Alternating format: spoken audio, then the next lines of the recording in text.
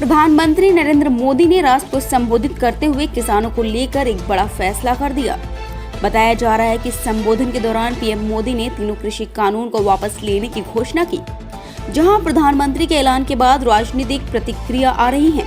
इस कड़ी में शाजापुर जिले के काला पीपल से कांग्रेस विधायक कुणाल चौधरी ने कहा कि देश के अन्नदाता ने आज दिखा दिया कि देश के लोकतांत्रिक मूल्य के साथ आंदोलन करने वाले लोग, महात्मा गांधी के विचारों के साथ चलने वाले लोगों की जीत हमेशा होती है।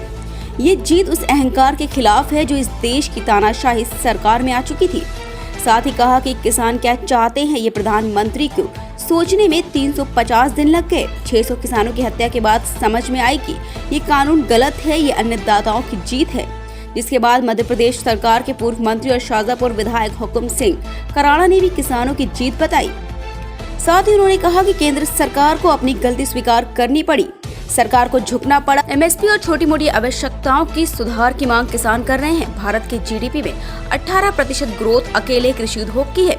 सरकार को किसानों की बात मानना चाहिए। केंद्र सरकार ने सब्सिडी खत्म कर दी, खाद बीज महंगे हो रहे हैं। किसान ने 10,000 रुपए क्विंटल की सोयाबीन खरीद कर बोई थी और अब वो 5,000 रुपए क्विंटल बिक रही है। विंध्य किरण के लिए शाजापुर से संदीप गुप्ता की रिपोर्ट।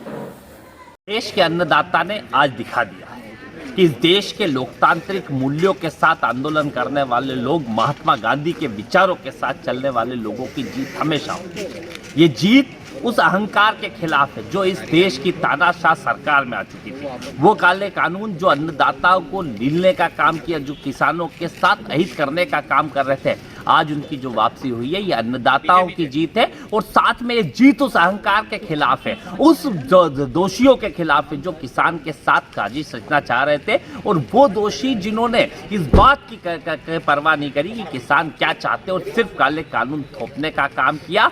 मेरा सवाल है देश की सरकार और प्रधानमंत्री जी से, क्या ये बात समझने में 350 दिन से ज्यादा लग गए? 600 किसानों की हत्या के बाद आपको समझ में आई कि ये काले कानून गलत है?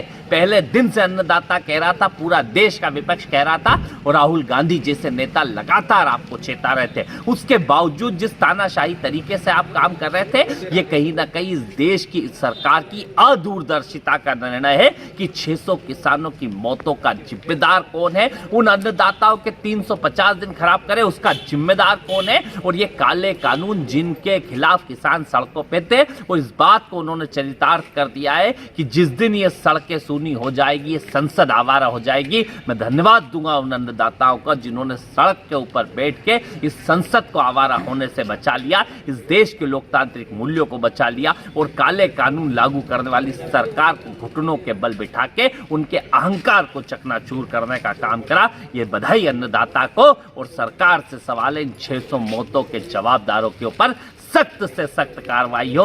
उस गृह राज्य मंत्री जिनके बेटे ने ये जीप से कुचलने का काम अन्नदाता को करा, उसके खिलाफ कार्रवाई हो। उन लोगों के खिलाफ कार्रवाई हो जिन्होंने किसानों को कभी खालिस्तानी तो कभी आतंकवादी बताने का काम किया, उनके खिलाफ कार्रवाई हो। तब जाके इस बात का होगा कि 600 के अन्नदाताओं की मौत का बदला लिया जाएगा। और स्पष्ट धन्यवाद किसानों की तानाशाह को ठीक करने के लिए।